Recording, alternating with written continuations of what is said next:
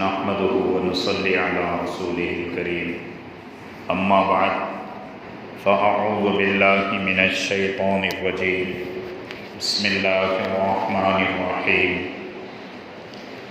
ذلكم الله ربكم لا اله الا هو خالق كل شيء فاعبدوه وهو على كل شيء وكيل صدق الله العظيم وقال النبي صلى الله عليه وسلم حق المسلم على المسلم خمس رد السلام وعيادة المريض واتباع الجنائز وإجابة الدعوة وتشميت العاطس أو كما قال عليه الصلاة والتسليم یا رب صلی وسلم دائما ابدا علی حبیبک خیر الخلق کلہم یا رب صلی وسلم دائما ابدا علی حبیبک خیر الخلق کلہم یا رب صلی وسلم دائما ابدا علی حبیبک خیر الخلق کلہم۔ بزرگان محترم، دو تین جمعات سے مخلوقات کے حقوق کے بارے میں بات چل رہی ہے کہ اللہ رب العزت نے حساس اور ذی شعور مخلوقات کو پیدا کیا۔ وہ چار قسم کی ہے: حیوانات، فرشتے، جنات و شیاطین اور انسان۔ تین مخلوقات کی بات اور اس کی بحث الحمدللہ پیچھے آ چکی ہے۔ جو چوتھی مخلوق ہے حضرت انسان، جو اشرف المخلوقات بھی ہے۔ انسان کو اشرف المخلوقات کیوں بنایا گیا؟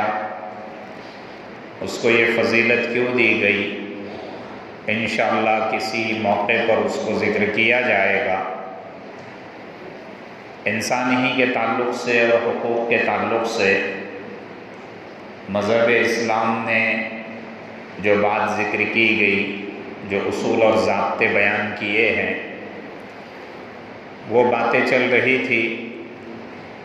پچھلے جمعہ میں یہ بات ذکر کی گئی کہ انسان سے متعلق دو طرح کے حقوق ہے۔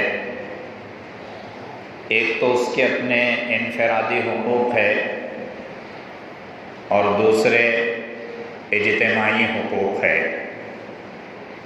انفرادی حقوق کے تعلق سے یہ بات بتائی گئی تھی کہ اس کے اپنے 5 حقوق ہے۔ ایک تو دینی اعتبار سے، دوسرا ذہنی اعتبار سے، تیسرا جذباتی اعتبار سے، چوتھا جسمانی اعتبار سے، اور 5واں مالی اعتبار سے۔ اپنے آپ کو ہمیشہ فٹ رکھے، اپنے آپ کو ہمیشہ مضبوط اور طاقتور بنائے رکھے۔ یہ اس کی اپنی ذات کا حق ہے، جس کو پیارے حبیب محمد رسول اللہ صلی اللہ علیہ وسلم نے ان لجسدک علیک حق میں ذکر کیا کہ تیری اپنی ذات، تیرا اپنا نفس، تیرا اپنا بدن، اس کا بھی اللہ نے حق رکھا ہے۔ اس پر بھی تفصیل سے بات آ چکی ہے۔ تو انسانوں کے 2 حقوق میں سے پہلے انفرادی حقوق کی بات آ چکی ہے۔ آج کی نشست میں انشاءاللہ اجتماعی حقوق کے بارے میں بات ہوگی کہ انسانوں کے اجتماعی حقوق کیا ہے، کلیکٹیو رائٹس جسے کہتے ہیں۔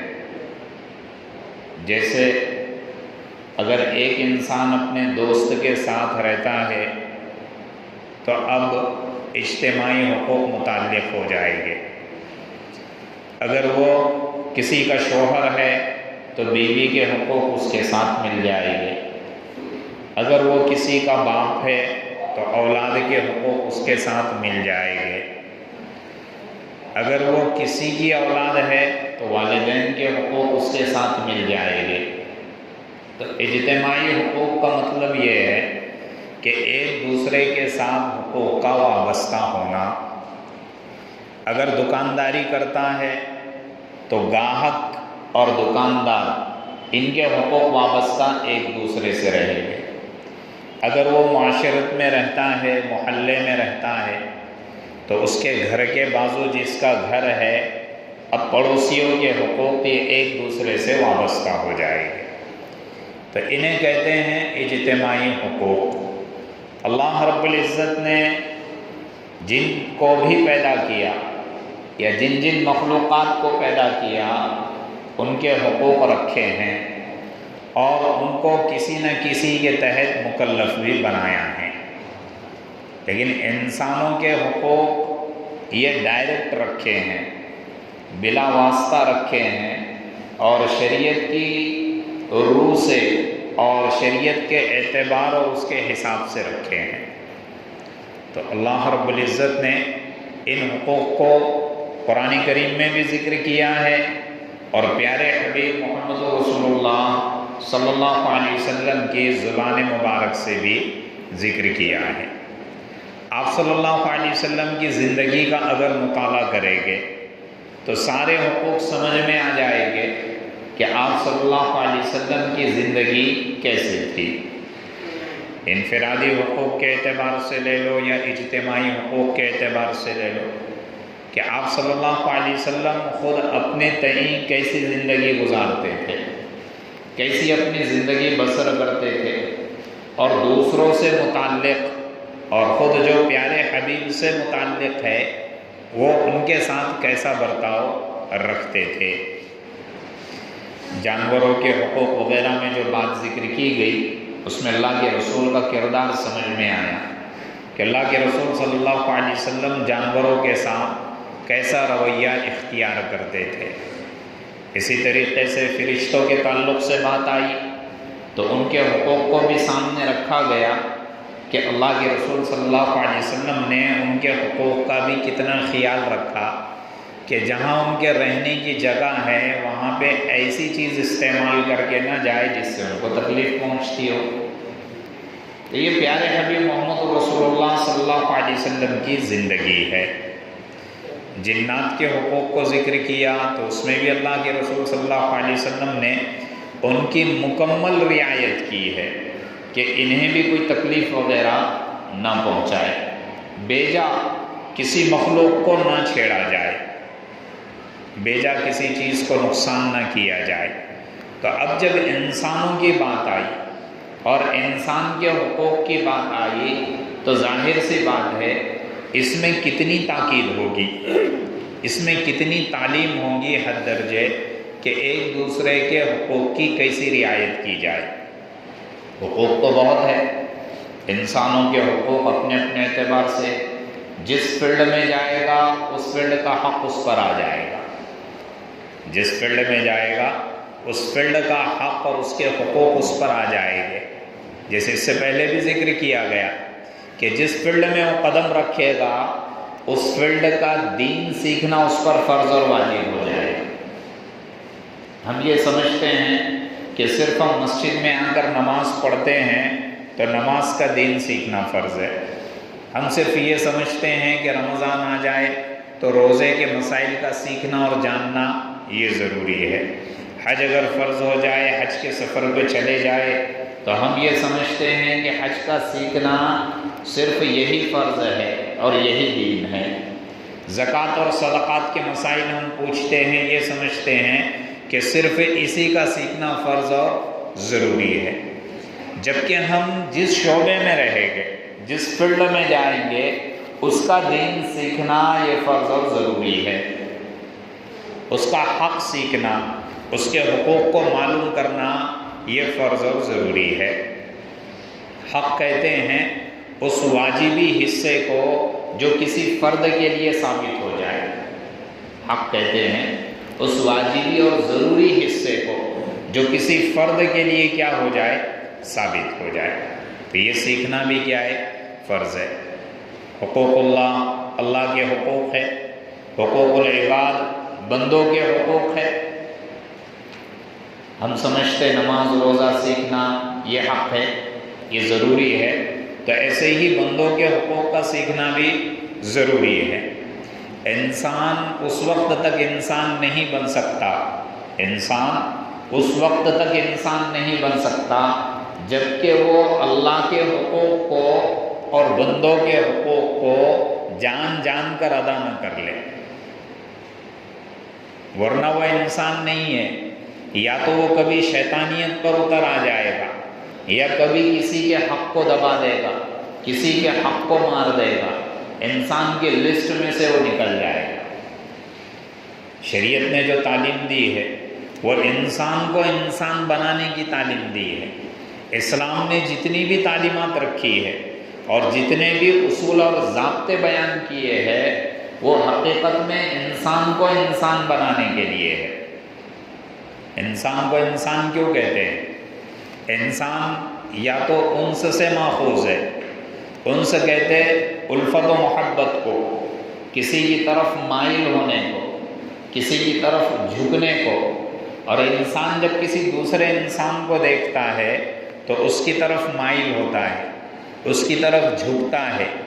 اسی لیے آبادیاں اور بستیاں بنتی ہے، بڑے بڑے شہر وجود میں آتے ہیں، بڑے بڑے ملک اور ریاستیں وجود میں آتی ہے، یہ انسانوں کی وجہ سے آتی ہے۔ کہیں پہ اگر پلاٹنگ نکال دی جائے، ایک کالونی پلاٹ نکال دو، سب خریدنے کے لیے کون آئے گا؟ انسان ہی آئے گا۔ کسی کو پتہ چل جائے کہ یہاں پہ پلاٹنگ زیادہ ہو رہی ہے، زمینیں بک رہی ہے، وہاں پہ لوگ مکانات بنا رہے ہیں، تو سب ادھر بنانے کے لیے جاتے ہیں۔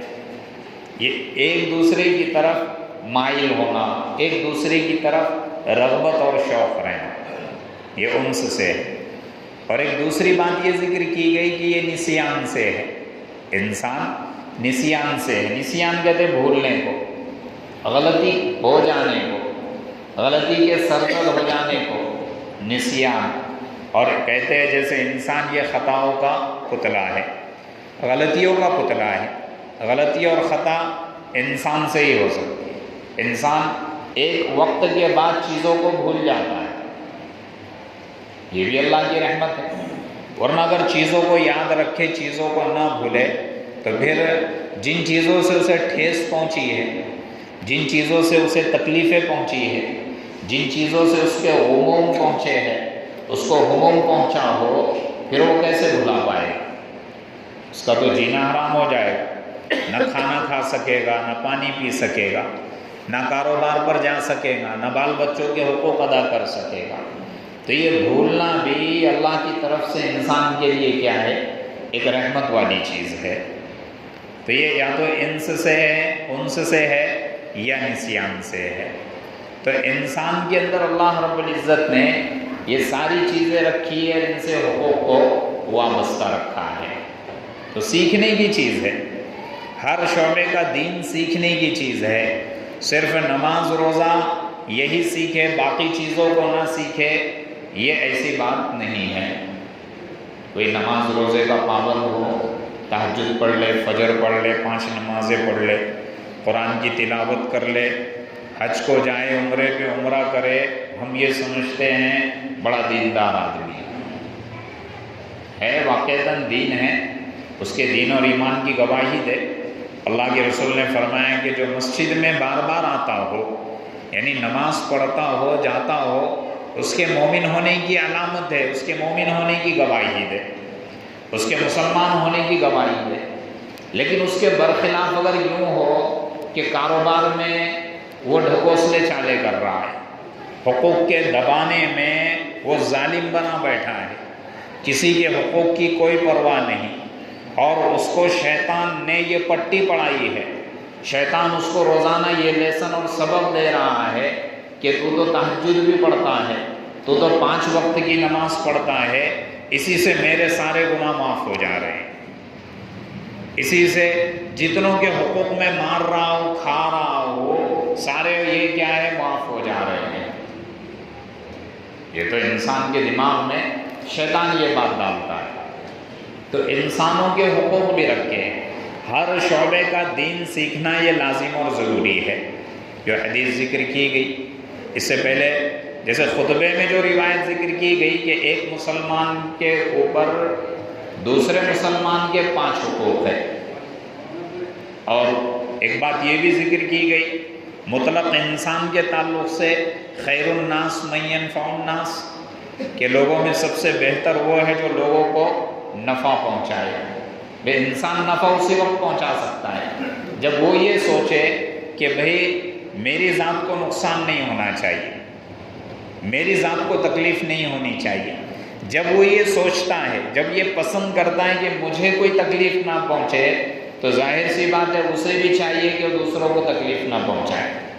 اور حدیث میں بھی یہ بات ذکر کی ہے کہ جو چیز تم اپنے لیے پسند کرتے ہو وہ اپنے بھائی کے لیے بھی پسند کرو۔ جیسے میں یہ پسند کرتا ہوں کہ مجھے کوئی گالی نہ دے، میری کوئی برائی نہ کرے، میری کوئی غیبت نہ کرے، میری کوئی چغلی نہ کھائے، مجھے کوئی جسمانی، لسانی، عرفی کوئی قسم کی تکلیف نہ پہنچائے، میں کسی کو میرا کوئی حق نہ دبائے، میرا حق دے دے، جن کے اوپر میرے حقوق ہے وہ ادا کرے۔ جب میں یہ ساری چیزیں اپنے لیے پسند کرتا ہوں تو ظاہر سی بات ہے میں دوسرے کے لیے بھی پسند کروں، میرے اوپر جن کے حقوق ہیں میں ان کو ادا کرنے کی کوشش کروں۔ میں جیسے یہ بات پسند نہیں کرتا کہ میری کوئی غیبت اور چغلی کرے، تو ویسے میں بھی دوسرے کی غیبت اور چغلی نہ کروں۔ کسی سے متعلق میں بہتان اور الزام سے کام نہ لوں، کسی سے متعلق میں الزام تراشی سے کام نہ لوں، کسی کے والدین کو میں برا بھلا نہ کہوں، کسی کے ماں باپ کو میں گالی گلوچ نہ کروں، کسی کے بھائی کو میں برا بھلا نہ کہوں۔ یہ جب ساری چیزیں میں یہ چاہتا ہوں تو ظاہر سی بات ہے دوسرے کے لیے بھی میں یہی پسند کروں۔ یہی تو دین ہے، یہی تو شریعت ہے کہ جو چیز ہم اپنے لیے پسند کرتے ہیں وہ اپنے بھائی کے لیے پسند کریں۔ انسانوں کے یہی حقوق ذکر کیے گئے۔ اللہ کے رسول صلی اللہ علیہ وسلم نے حقوق اللہ سے متعلق بھی باتیں ذکر کی اور حقوق العباد سے متعلق بھی باتیں ذکر کی۔ حدیث میں جو بات ذکر کی گئی کہ حق المسلم علی المسلم 5، کہ 5 حق یہ مسلمان کے ذمے ہیں دوسرے مسلمان کے لیے۔ سب سے پہلی بات ذکر کی رد السلامی، کہ اگر کوئی سلام کرے تو اس کے سلام کا جواب دے۔ کسی نے سلام کر دیا السلام علیکم، السلام علیکم ورحمۃ اللہ وبرکاتہ کہہ دیا، تو اس کا جواب ہو بہو ویسے ہی دے یا بہتر طریقے سے دے۔ سلام کا جواب بہتر طریقے سے دیا جائے، ایسا نہ ہو کہ نیچے دیکھ کر نکل جائے، ایسا نہ ہو کہ میں اس کے سلام کا جواب کیوں دوں، وہ کون ہوتا مجھے سلام کرنے والا۔ سلام بہت بڑی عبادت ہے، سلام سنت ہے، پیارے حبیب محمد رسول اللہ صلی اللہ علیہ وسلم کی عظیم سنت ہے۔ صحابہ ایک دوسرے کو اتنا سلام کرتے تھے، اتنا سلام کرتے تھے، حدیث میں آتا ہے کہ اگر ایک صحابی سامنے آ جائے اس کو سلام کر دیا جائے، پھر واپس پھر کر اگر وہ صحابی سامنے آ جائے تو پھر دوبارہ سلام کرتے تھے۔ سلامتی کی دعا ہے، یہ ایک ایسی سنت ہے السلام علیکم کہ سلام کرنا تو سنت ہے لیکن جواب دینا واجب ہے، جواب دینا ضروری ہے۔ سلامتی کی دعا ہے، سامنے والا دعا دے رہا ہے کہ اللہ تم کو خوش و خرم رکھے، اللہ تم کو صحیح سالم رکھے، ہر آفت سے اللہ تمہاری حفاظت فرمائے۔ جب اپنا بھائی ہم کو سلام کر رہا ہے، سلامتی کی دعا دے رہا ہے، تو ہمارے اوپر بھی فرض اور واجب بنتا ہے، ضروری اور لازمی بنتا ہے کہ ہم اس کا جواب اس کی دعا سے دیں۔ وعلیکم السلام ہو بہو کہہ دے یا اس سے بہتر جواب دے، وعلیکم السلام ورحمۃ اللہ وبرکاتہ۔ اس کی برکت سے دلوں کے اندر جو نفرتیں بیٹھی ہے وہ ختم ہو جائے گی، وہ چھٹ جائے گی۔ جو دل ایک دوسرے سے متعلق پھٹ چکے ہیں، ایک دوسرے سے متعلق ٹوٹ چکے ہیں، وہ جڑنا شروع ہو جائیں گے، وہ ایک دوسرے سے ملنا شروع ہو جائیں گے۔ اس کی اتنی برکت ہے کہ آزادی سے پہلے دلی کے اندر مسلمانوں کے اندر نا اتفاقیہ پیدا ہو چکی تھی۔ پھر کچھ لوگ یہ شکایت لے کے آئے کہ ایک دوسرے سے لوگ متنفر ہو رہے ہیں، شیخ عبدالحق محدث دہلوی رحمۃ اللہ علیہ کے پاس، تو انہوں نے ان کے اپنے مدرسے کے سارے بچوں کو دہلی میں گشت کے لیے بھیج دیا، اور گشت میں صرف ایک کام کرایا کہ جو ملے اس کو سلام کرو۔ ہفتہ بھر آپ لوگوں کا یہی سبق ہے پورے مدرسے کا، کہ پورا مدرسہ نکلتا صبح سے شام تک السلام علیکم ورحمۃ اللہ وبرکاتہ، السلام علیکم ورحمۃ اللہ وبرکاتہ، السلام علیکم ورحمۃ اللہ وبرکاتہ۔ ایک ہفتے کے بعد سب کے دل مل گئے، جو طبیعت متنفر تھی وہ محبت والی ہو گئی۔ تو یہ اتنا بڑا حق ہے ایک مسلمان کا کہ اگر کوئی سلام کرے تو اس کے سلام کا جواب دے، خندہ پیشانی کے ساتھ جواب دے۔ پیشانی پر، چہرے پر شکن نہیں آنا چاہیے، جیسے کہتے ہیں عرف میں چہرے پر 12 نہیں بجنا چاہیے، چہرہ پھلا ہوا نہیں ہونا چاہیے، خندہ پیشانی کے ساتھ مسکرا کر اس کا جواب دے، اچھے انداز میں اس کا جواب دے۔ سلام کر رہا ہے، اس کا احسان ہے، اس نے سلامتی کی دعا دی۔ آج کوئی دعا دینے کے لیے تیار نہیں ہے، ہر کوئی کاٹنے کے پیچھے، ہر کوئی دوڑنے کے پیچھے، ایک دوسرے کے حقوق دبانے کے پیچھے۔ کوئی نہیں چاہتا کہ آپ کا بھلا ہو، کوئی نہیں چاہتا کہ آپ ترقی کرے۔ زمانہ بڑا خراب ہے، زمانے کے لوگ بڑے خراب ہو چکے ہیں، زبان شکر سے زیادہ میٹھی اور دل بھیڑیے سے زیادہ سخت ہو چکے ہیں۔ ایسے حالات میں اگر اپنا بھائی سلام کر رہا ہے، سلامتی کی دعا دے رہا ہے، تو اس کو جواب دے۔ رد السلامی یہ مسلمان کا حق ہے، سلام کا جواب دینا۔ وعیادت المریض، اگر اپنا بھائی بیمار ہو جائے تو اس کی عیادت کے لیے جائے، یہ سنت ہے، بہت بڑی سنت ہے۔ یہ آج کل فوت ہو چکی ہے۔ پڑوس میں اگر کوئی بیمار ہو جائے تو نہ اتفاقی اور نہ چاقی کی بنیاد پہ ہم پڑوس کو دیکھنے بھی نہیں جاتے۔ وہ بیچارہ کس حالت میں ہے، وہ ہاسپٹل میں ایڈمٹ ہے نہیں ہے، اس کو سلائن چل رہی ہے نہیں چل رہی۔ علم میں اگر بات نہ ہو تو الگ بات ہے، کوئی حرج کی بات نہیں، لیکن علم میں ساری باتیں ہیں کہ پڑوسی بیمار ہے، فلاں رشتہ دار بیمار ہے، وقت نکال کر ان کے پاس جائیں، یہ سنت ہے۔ پیارے حبیب محمد رسول اللہ صلی اللہ علیہ وسلم کے پاس خدمت کے طور پہ یا یوں کہ کام کے طور پہ ایک یہودی لڑکا رکھا ہوا تھا۔ وہ آپ کے بازار کی چیزیں یا کوئی اگر کام وغیرہ ہوتا تو وہ آپ کو پورا کر دیتا، لا کر دے دیتا۔ ایک مرتبہ وہ بیمار ہو گیا، ایک دن نہیں آیا، دوسرے دن نہیں آیا، تو اللہ کے رسول صلی اللہ علیہ وسلم نے پوچھا کہ وہ یہودی لڑکا نہیں آ رہا ہے، تو بتایا کہ وہ بیمار چل رہا ہے۔ اللہ کے رسول صلی اللہ علیہ وسلم خود عیادت کے لیے گئے، اپنے پاس خادم جو آپ کی خدمت کیا کرتا تھا اور مسلمان بھی نہیں تھا، یہودی تھا، خود اللہ کے رسول چل کر اس کے پاس عیادت کے لیے گئے۔